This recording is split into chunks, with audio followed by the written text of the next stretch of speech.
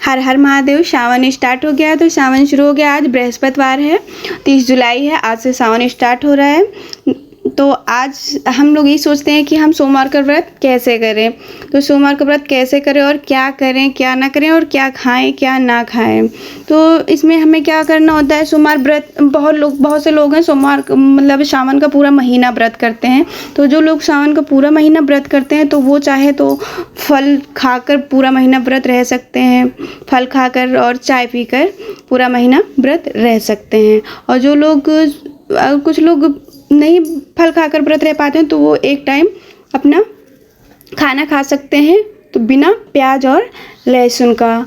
और दोस्तों, अगर हो सके तो आप खाना ना खाएं। खाना खाने के बजाय आप जो कूटू का आटा आता है उसे खा लें। कूटू का आटा की पूड़ी बनाकर और आलू की सब्ज़ी बनाकर खा लें, पर नमक ना ऐड करें। नमक ना खाएं तो ही अच्छा होता है। पर अगर आप खाना चाहते हैं, आपको प्रॉब्लम हो रही है, तो आप सेंधा नमक डाल के खा सकते हैं, जो पूरे महीने व्रत रहते हैं। क्योंकि पूरे महीने 1 महीने तक व्रत रहना होता है, तो 1 महीने में दिक्कत होने लगेगी। तो आप सेंधा नमक खा सकते हैं। एक टाइम पर एक ही टाइम खाना होता है। और अगर नहीं नमक के बिना रह पा रहे हैं, तो अगर रह ले रहे हैं मीठा खा के, तो आप शाम को एक टाइम मीठा भोजन कर लीजिए। जैसे खीर बना के खा लीजिए। बस एक ही अन्न खाना है, मतलब कोई भी खा लीजिए। सिर्फ रोटी दूध खा लीजिए, या खीर बना के खा लीजिए, या रोटी दही खा लीजिए। मतलब सिर्फ एक अन्न खाना है, जो 1 महीने तक व्रत रहते हैं। पर जो लोग सिर्फ सोमवार का व्रत रहते हैं, सिर्फ सोमवार के ही दिन रहते हैं, तो उन लोगों को क्या करना होता है। उन लोग अपना सुबह से व्रत स्टार्ट कर देते हैं। उस व्रत को सुबह ही, मतलब सुबह हम कोशिश करें कि 5 बजे ही नहा लें, और 5 बजे ही नहाकर अपने व्रत का संकल्प कर लें। सुबह उठकर नहा के, तो पहले हम क्या करते हैं, पहले हम संकल्प लेते हैं भगवान जी के सामने, नहा के आते हैं और अपना संकल्प लेते हैं कि हे भोलेनाथ जी, हम अपना व्रत शुरू कर रहे हैं, आप मेरा साथ देना, क्योंकि आपके साथ के बिना मैं ये व्रत पूर्ण नहीं कर पाऊँगी। तो आप हमारे साथ रहना, और फिर अपना व्रत स्टार्ट करेंगे। तो फ्रेंड्स, जो सिर्फ सोमवार को व्रत रहते हैं, वो कोशिश ये करें कि सिर्फ मीठा खाएं या सिर्फ फल खा लें। फल खाएं, फल खा के आप पूरा दिन रह सकते हैं। और शाम को आप फल खा के ही आप शाम को भी पूजा करना ज़रूरी होता है, जो कि आपको पूजा ज़रूर करना चाहिए शाम को। ये नहीं कि आप सुबह पूजा किए तो शाम को नहीं करना चाहिए, शाम को भी पूजा करना होता है। तो शाम को क्या करना है, आपको एक शिवलिंग बनानी है। मिट्टी की शिवलिंग बनाइए। जो मिट्टी की शिवलिंग बना के आप उसी पे जल चढ़ाइए। मतलब सुबह अगर नहीं उस मिट्टी की शिवलिंग बना पा रहे हैं, तो आप शाम में ज़रूर बना के उस पर जल चढ़ाइए। अगर आपके पास है, छोटी सी शिवलिंग है आपके घर में, या आप मंदिर जाके पूजा कर रहे हैं, तो आप मंदिर चले जाइए, वहाँ पे आप पूजा कर लीजिए। अगर आपके आसपास में मंदिर है, या आपके घर में अगर शिवलिंग है, तो आप अपने घर पे ही अपनी शिवलिंग पर जल चढ़ाइए और पूजा करिए। इसके बाद अच्छे से पूजा करिए। इसमें क्या होता है फ्रेंड्स, आप लोग इसमें शंकर जी को सब जानते हैं, आपकी उनको क्या प्रिय है। उनके लिए धतूरा सबसे ज़्यादा ज़रूरी होता है। धतूरा और भांग, कनेर का पुष्प और दूब ले लीजिए, जिसे दुर्वा बोलते हैं, वो ले लीजिए। और शंकर जी को सफ़ेद फूल पसंद है, तो सफ़ेद फूल आप ले लीजिए। और थोड़ा सा चावल ले लीजिए, अक्षत और तिल ले लीजिए, शहद ले लीजिए, जो ये सब शंकर जी को बहुत प्रिय है। और चंदन ले लीजिए आप। तो आप चंदन पीला वाला ले लीजिए, या फिर जो केसरिया वाला आता है वो ले लीजिए। कोई भी चंदन ले लीजिए। ये सब चीज़ें शंकर जी को चढ़ानी होती हैं। और कच्चा दूध, शंकर जी को विशेषकर दूध का जलाभिषेक जरूर करना चाहिए, दूध का। तो शंकर जी को दूध जरूर अर्पित करना। तो सबसे पहले फ्रेंड्स क्या करेंगे, पहले हम जल चढ़ाएंगे, इसके बाद हम दूध चढ़ाएंगे, फिर हल्का सा जल चढ़ाएंगे, इसके बाद हम हल्का सा शहद चढ़ाएंगे, फिर जल चढ़ाएंगे, क्योंकि शंकर जी को हम फिर से जल चढ़ा के स्वच्छ करेंगे। इसके बाद हम चंदन लगाएंगे। चंदन लगाने के बाद हम चावल चढ़ाएंगे, फिर जो भस्म आता है वो चढ़ाएंगे। और इसके बाद तिल आता है, तिल आप लोग जानते होंगे, तो तिल चढ़ाएंगे। तिल चढ़ाने के बाद हम चढ़ाएंगे उस शंकर जी को जो बेल पत्र चढ़ाएंगे। आप 5, 7, 10, 10 नहीं 11, 21 जो आपसे हो सके उतने ले लीजिए। तो फिर बेल पत्र चढ़ाने के बाद आप सफ़ेद पुष्प चढ़ा दीजिए। सफ़ेद पुष्प चढ़ाइए, और पीला पुष्प भी चढ़ा सकते हैं, पर लाल पुष्प ना चढ़ाएं। शंकर जी को पीला और सफ़ेद ही चढ़ाएं। इसके बाद फ्रेंड्स हमें धूप चढ़ाना होता है, जिसे दुर्वा बोलते हैं। तो गमले में हम लोगों को लगा होता है, तो उसको चढ़ाएंगे।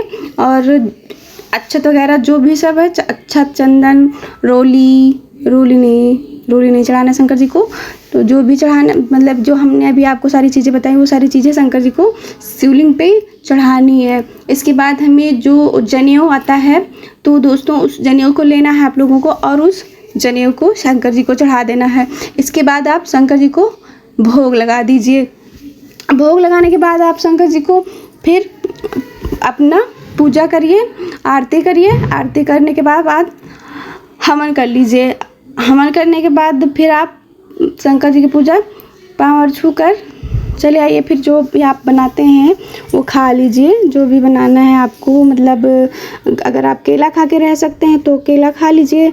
अगर जो भी मतलब फल, कोई भी आप फल खा सकते हैं, खा लीजिए, लेकिन अन्न नहीं खाना है। अगर नहीं रह पा रहे हैं व्रत तो खा सकते हैं, एक टाइम खा लीजिए बिना नमक के। कोशिश करके बिना नमक के खाएं, पर बिना नमक के तो अच्छा नहीं लगेगा, तो खाना ना ही खाएं। सोमवार के दिन तो बिल्कुल ही ना खाएं। अगर पूरा रह रहे हैं, पूरा महीने आप व्रत कर रहे हैं तो खा लीजिए, पर अगर सोमवार को ही सिर्फ रह रहे हैं तो ना खाएं।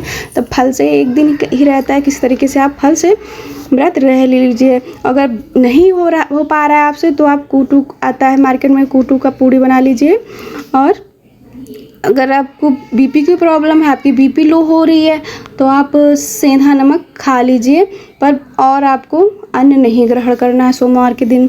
अगर जो पूरे महीने रह रहे हैं वो अन्न ग्रहण कर सकते हैं, एक टाइम मीठा भोजन कर सकते हैं। और अगर बीपी की बहुत ज़्यादा प्रॉब्लम हो रही है तो फिर वो नमक एक टाइम खा सकते हैं, लेकिन उसमें लहसुन प्याज बिल्कुल नहीं डालना। ये चीज़ बहुत ध्यान में रखना है।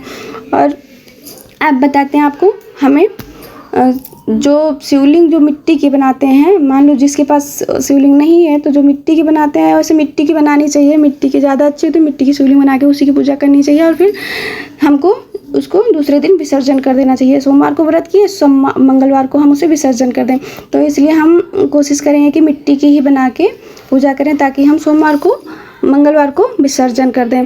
तो उसके लिए क्या करना होता है कि मिट्टी हमारे गमले में ही होती है, और लगभग गमले हर किसी के घर में होते हैं। तो गमले में से हम निकाल लाते हैं, छोटी सी थोड़ा सा मिट्टी ले आएंगे और उसी का शिवलिंग का आकार देकर उसी पे हम जल चढ़ा दें।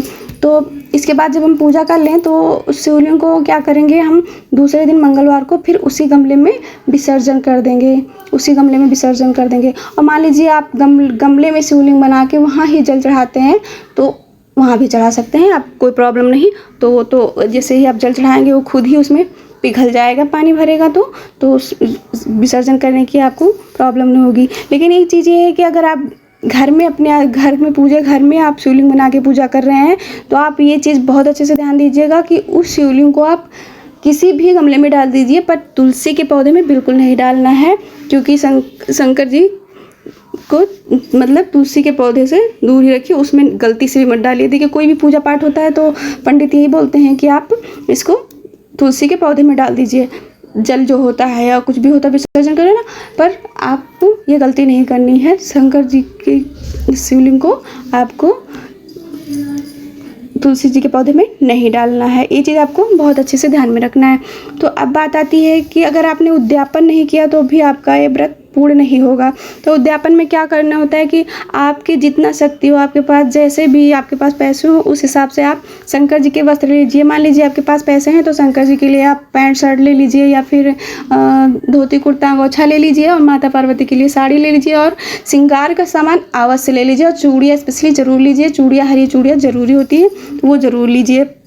इसके बाद आप उसको जल चढ़ा के, मतलब वो ऐसे जल, तो शंकर जी के शाम को पूजा के टाइम में, जिस दिन लास्ट वाले सोमवार के दिन आपको उद्यापन करना होता है, जिस दिन आपका लास्ट सोमवार हो तो उस दिन उद्यापन करना होता है। तो उस दिन आप उद्यापन करिए, और उससे पहले आप ऐसे ही व्रत रहिए। तो जिस दिन आपका पूर्ण हो जाए उस दिन ये उद्यापन करना है। तो फिर उसको इस तरह से जल से करने के बाद आप उसे और आप उसमें दक्षिणा भी ले लीजिए, दक्षिणा रख लीजिए उसी कपड़े के ऊपर, और थोड़ा सा चावल ले लीजिए, दाल ले लीजिए, नमक मिर्चा जो भी आप खाते हैं, जो आपके पास हो वो आप ले लीजिए, और अपने यथाशक्ति के अनुसार रख के उसी किसी भी ब्राह्मण को दे दीजिए। मान लीजिए आपके पास नहीं है उतने पैसे, आपके पास बजट नहीं है, तो आप ज़्यादा कुछ नहीं, तो बस शंकर जी के लिए एक तौलिया ले लीजिए, और माता पार्वती के लिए आप कुछ नहीं ले सकते हैं तो चूड़ी ले लीजिए आप, और एक सिंदूर ज़रूर लीजिए। और छोटा छोटा चीज़ तो आप ले सकते हैं, सिंदूर ले लीजिए, चूड़ी ले लीजिए, बिंदी ले लीजिए और काजल ले लीजिए, लिपस्टिक, बस ये 4-5 चीज़ें तो आप ले सकते हैं। तो इतनी छोटी सी चीज़ें आप इतना तो ले सकते हैं, तो इसे ले लीजिए और इस पर फिर जल अपना वार कर और उसके ऊपर बेलपत्र एक रख कर उसको किसी पंडित को आप दान कर दीजिए। इससे आपका व्रत पूर्ण हो जाएगा। तो दोस्तों, आपको ये वीडियो हमारा कैसा लगा, और अगर आपको व्रत की कथा को जानना है तो हम आपको दूसरे वीडियो में इस व्रत की कथा को बता देंगे हम। तो आप लोग ये वीडियो कैसा लगा तो आप लोगों में बताइएगा और कमेंट करिएगा, शेयर करिएगा, और आप इस लास्ट में कमेंट में हर हर महादेव ज़रूर लिखिएगा दोस्तों। हर हर महादेव, नमो पार्वती पते, हर हर महादेव, जय महादेव, जय भोलेनाथ, हर हर महादेव, हर हर महादेव।